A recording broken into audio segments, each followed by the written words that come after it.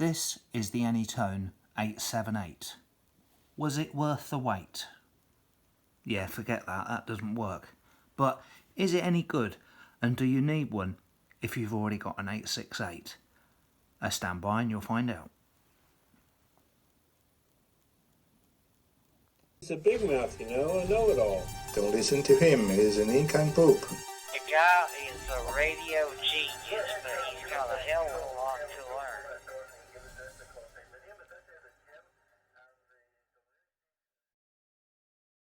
Right, hi everyone, it's Chris 2E0UKH, and I'm just taking a look at the Anytone 878. If you've been following the channel, you'll see that I've had the 868 in the past. So why did I sell my 868 to get this one, the 878? Well, of course, I like the look of it. You know, all these Chinese radios, they've all got the same blue screen. They've all, you know, light blue background, black writing. I've been on at Retivis to, you know, give us some customization so you can change the screen colours. They've achieved that on the RT82, you know, where they've put the hat firmware on. But it would be such a simple option. Now, this is a cracking radio. This is a really cracking radio. You know, the look of it, the screen. You know, if you got it in the car, it doesn't light up the whole street. You know, it's discreet. And it's got a few, not many, a few extra features that the 868 does not have. It's got talk alias. It's got Bluetooth, although I don't believe that's not enabled yet. It's got roaming, so you can travel through a series of repeaters and it will change automatically.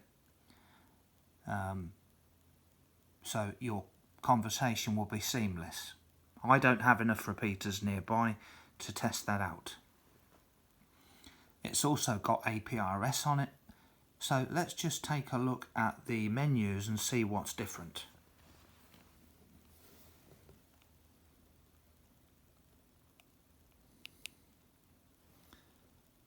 Now if you go into the first menu, talk group, you've now got talk alias.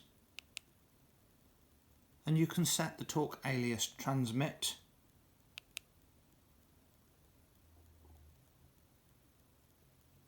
And you can change the alias form. And you've got talk alias receive display. So there's just some preferences there. You can have a contact first, or you can have the alias first.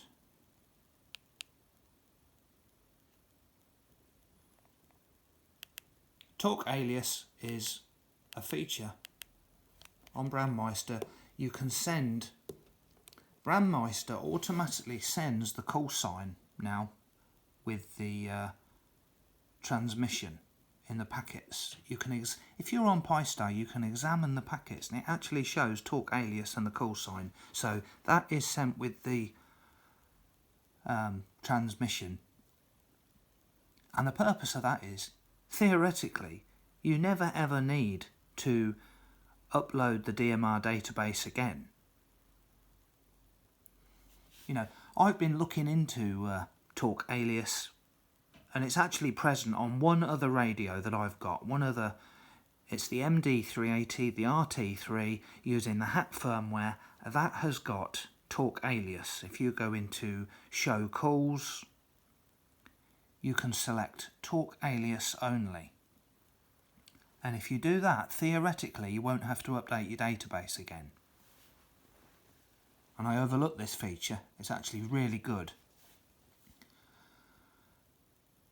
So that's the two main reasons I got it. This colour, the black and white screen, the nice look, and talk alias. I don't use APRS and I don't use roaming because there's not enough repeaters about. So I'm just going to show you some more menus. It's exactly the same as the 868 in every other way. There's a different aerial, which is a better, more flexible aerial, and it's been tuned. It's quite a reasonable SWR, according to other people. Right. So we've been in talk group. SMS. That's the same. Zone, scan, roaming. Now this is new.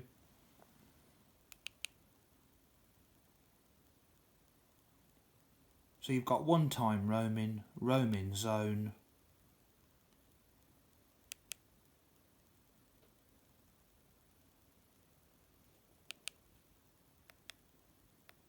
automatic roaming, repeater check,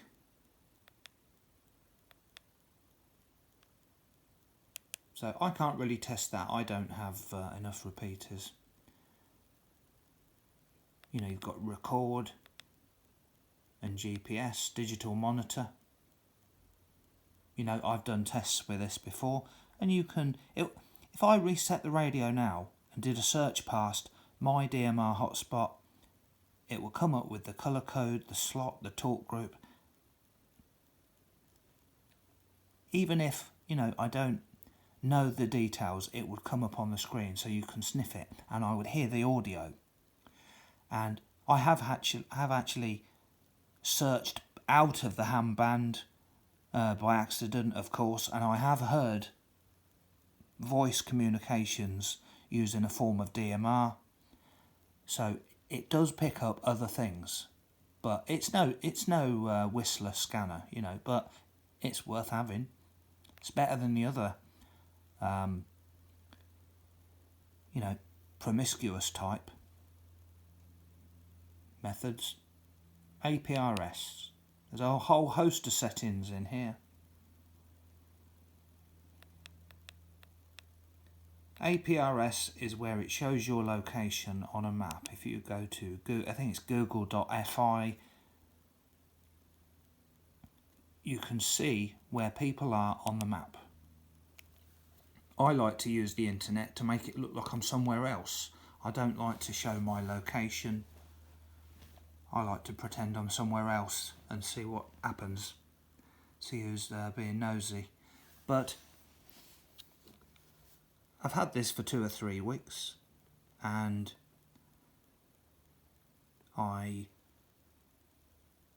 absolutely love it. It's great, but it's took a back seat because I've just picked up the FT70, which is totally new to me, and this is very familiar. So this will operate just the same as the 868. You can change the talk groups in 3 ways. You know, I've got different channels, all programmed the same, with a different name and linked to a different talk group. So as you can see, I'm on there. I'm on 2350 in the UK.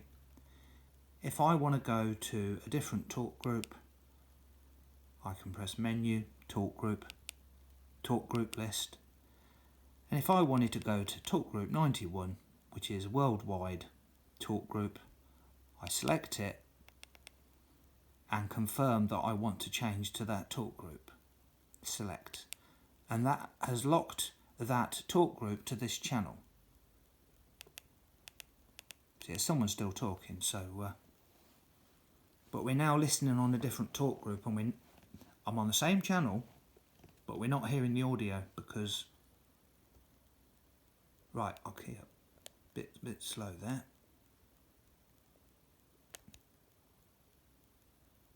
So I missed that. Simon's still talking. So if I key up, I should be on 91 now. But I missed it again. But that's how the first method. No, that's the second method. And the third method is manual dial. You can go to talk group, manual dial, private ID. If I typed in someone's username here, someone's ID here, and keyed up, it would do a private call to them. Only they would hear me. If I press the hash button, bottom right, it changes to group call. And if I wanted to go to a number I don't have in 555, just make one up. As long as the green light is not on the top, when I key up, it will go over to that talk group. So it's a bit like the ad hoc mode on the MD380. So people are talking a lot here, I can't change. So absolutely cracking radio. It's direct conversion, it's not a super het, so I might be comparing it with the FT70. It's got a proper VFO.